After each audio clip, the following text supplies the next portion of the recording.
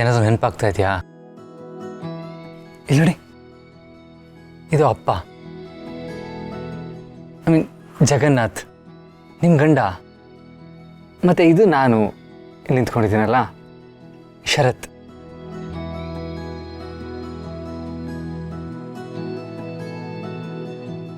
ನಿಮ್ಮ ಪುಟ್ಟ. ಆಮೇಲೆ ಇಲ್ಲಿ ನೋಡಿ, ಇಲ್ಲಿ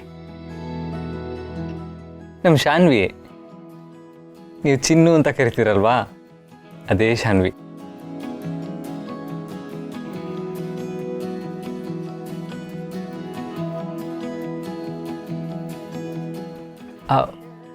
ಮತ್ತೆ ಇವ್ರು ನೋಡಿ ಇಲ್ಲಿ, ಇದು ಮಾಳ್ವಿಕಾ ಅಮ್ಮ.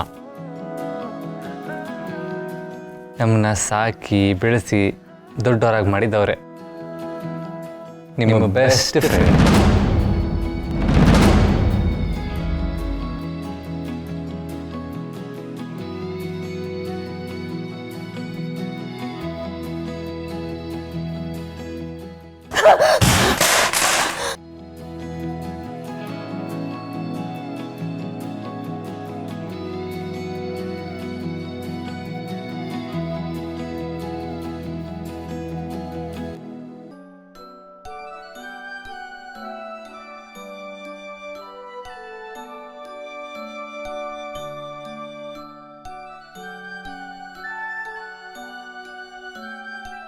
ಅಮ್ಮ, ಯಾಕಮ್ಮ ಅಷ್ಟೊಂದು ಕೋಪ ಮಾಡ್ಕೊಂಡ್ರಿ?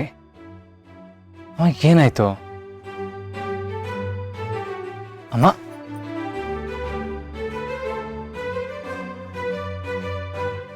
ಯಾಕಮ್ಮ? ನನ್ನ ಮುಖ ನೋಡೋದಕ್ಕೂ ನಿಮ್ಗೆ ಇಷ್ಟ ಇಲ್ವಾ?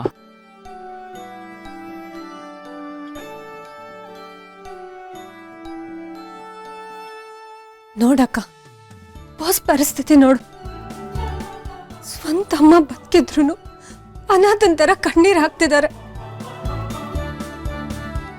ದಾಕ್ಷಾಯಣಿ ಅತ್ತೆ ಇವತ್ತು ಈ ಪರಿಸ್ಥಿತಿಲಿರೋದಕ್ಕೆ ಅವ್ರನ್ನ ಇಷ್ಟು ವರ್ಷ ಕತ್ಲ ಕೋಣೆಯಲ್ಲಿ ಬಂದ್ಸಿಟ್ಟಿದ್ರಲ್ಲ, ಆ ನೀಚರು ಅಕ್ಕ. ಯಾರಕ್ಕ ಆ ಪಾಪಿಗಳು?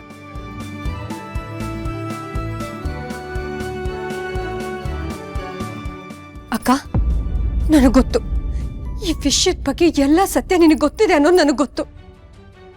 ದಾಕ್ಷಾಯಣಿ ಅತ್ತೆಗೆ ಯಾರಕ್ಕ ಇಷ್ಟೆಲ್ಲ ಅನ್ಯಾಯ ಮಾಡಿದ್ದು? ಅವ್ರಿಗೇನ್ ಬೇಕಕ್ಕ? ದಾಕ್ಷಾಯಣಿ ಅತ್ತೆ ಯಾಕೆ ಹೀಗೆಲ್ಲ ಆಡ್ತಿದ್ದಾರೆ ಹೇಳಕ್ಕ.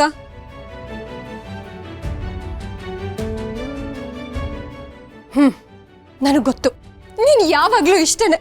ಈ ತರ ಮುಖ್ಯವಾದ ವಿಷಯದ ಬಗ್ಗೆ ಏನಾದ್ರೂ ಕೇಳಿದಾಗ ಉತ್ತರ ಕೊಡದೆ ಸುಮ್ಮನೆ ನಿಂತ್ಕೊಂಡ್ಬಿಡ್ತೀಯ. ಹೇಳಕ್ಕ, ಬಾಸ್ ಇಷ್ಟೊಂದು ನೋವು ಅನ್ಭವಿಸ್ತಿದ್ದಾರೆ, ಅದು ನಿನಗೆ ಕಾಣಿಸ್ತಿಲ್ವಾ? ಅದ್ ಏನು ಅಂತ ಹೇಳು. ಆ ಪಾಪಿಗಳು ಯಾರು ಅಂತ ಹೇಳಕ್ಕ. ಸರಿ ಬಿಡು, ನನಗೆ ಗೊತ್ತು ನೀ ನನಗೇನು ಹೇಳೋದಿಲ್ಲ ಅಂತ. ಹೇಳ್ಬೇಡ, ನನಗೇನು ಹೇಳ್ಬೇಡ. ನೀನು ಏನಾದ್ರೂ ಮಾಡ್ಕೊ, ಹೋಗು. ದುರ್ಗಾ, ನಿನ್ ಸಿಟ್ಟು ನ್ಯಾಯವಾಗಿದೆ, ಆದ್ರೆ ನನ್ನ ಪರಿಸ್ಥಿತಿ ನಿನಗೆ ಅರ್ಥ ಆಗ್ತಾ ಇಲ್ಲ. ನಾನು ಮುಚ್ಚಿಡೋದು ತಪ್ಪೆ. ಈ ಕಣ್ಣಿಗೆ ಕಾಣದೇ ಇರೋ ಗೊಂದಲಗಳನ್ನು, ರಹಸ್ಯಗಳನ್ನು ನಾನು ಎಷ್ಟು ದಿನ ಅಂತ ಬಚ್ಚಿಡ್ಲಿ? ಇಲ್ಲ, ಇದನ್ನೆಲ್ಲ ನಾನು ಬೇಗನೆ ಬಗೆಹರಿಸ್ಬೇಕು. ಅಪ್ಪ ಯಾಕೆ ನನ್ನ ಸತ್ಯ ಹೇಳೋದ್ರಿಂದ ತಡೀತಿದ್ದಾರೆ ಅಂತ ನನಗೆ ಅರ್ಥನೇ ಆಗ್ತಾ ಇಲ್ಲ. ಸತ್ಯ ಹೇಳೋದ್ರಿಂದ ಯಾರಿಗೆ ಏನು ತೊಂದರೆ ಆಗತ್ತೆ? ಇಲ್ಲ, ಇವತ್ತೇ ಹೋಗಿ ಅಪ್ಪನ ಹತ್ರ ನೇರವಾಗಿ ಕೇಳ್ಬಿಡ್ತೀನಿ.